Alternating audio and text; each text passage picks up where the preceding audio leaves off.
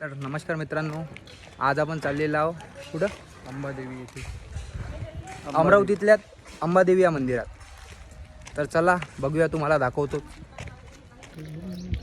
यश, अंबादेवी इथून किती दूर पडते म्हणाचं? तरी पडते 1 किलोमीटर. तर जवळपास इथून 1 किलोमीटर अंबादेवी पडते म्हणून राहिला. चला आपण चला गाईज, भेटूया अंबादेवी मंदिरात पोहोचल्यावर. निघालो होतो मग आम्ही पैदलच. मी तर नवीनच होतो, पण यशला सगळेच रस्ते माहिती होते.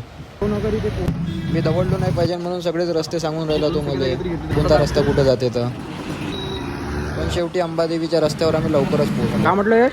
गर्दी खूप नाही, पण आज काही दिसून आली नाही गर्दी. भाविक भक्त थकले असतील आज. लय खराब अशी गर्दी राहते इथं, पण आम्ही दुपारच्या टाइमला गेलो म्हणून थोडी गर्दी कमी होती. चला मित्रांनो, जाऊया आता आपण अंबादेवीकडे पोहोचले जाऊ. इथं आम्ही चपला काढल्या गेलो बा अंदर. यशले म्हणलं 1-2 व्हिडिओ माया बी काढ बा, ब्लॉग माया होय का तू आहे बा म्हणलं. गर्दी होती, भल्ली मोठी लाईन होती, त्या बायाची एक साईड, त्या माणसांची. कशी आहे गर्दी?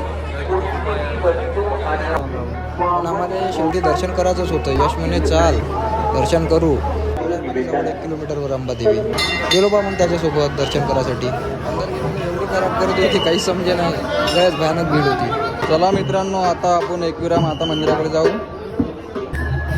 एकविरा माताचं मंदिर पण पाहून घेतलं आम्ही.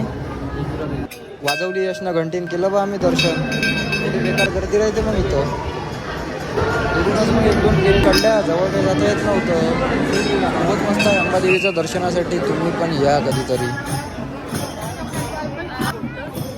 चला मित्रांनो, मग आता आमच्या अंबादेवीचे दर्शन झालेले आहे. काय काय पाहिलं आपण? अंबादेवी आणि एकविरा माता. अंबादेवी आणि एकविरा माता. चला चला. कसा वाटला तर तुम्हाला ब्लॉग नक्की कळवा.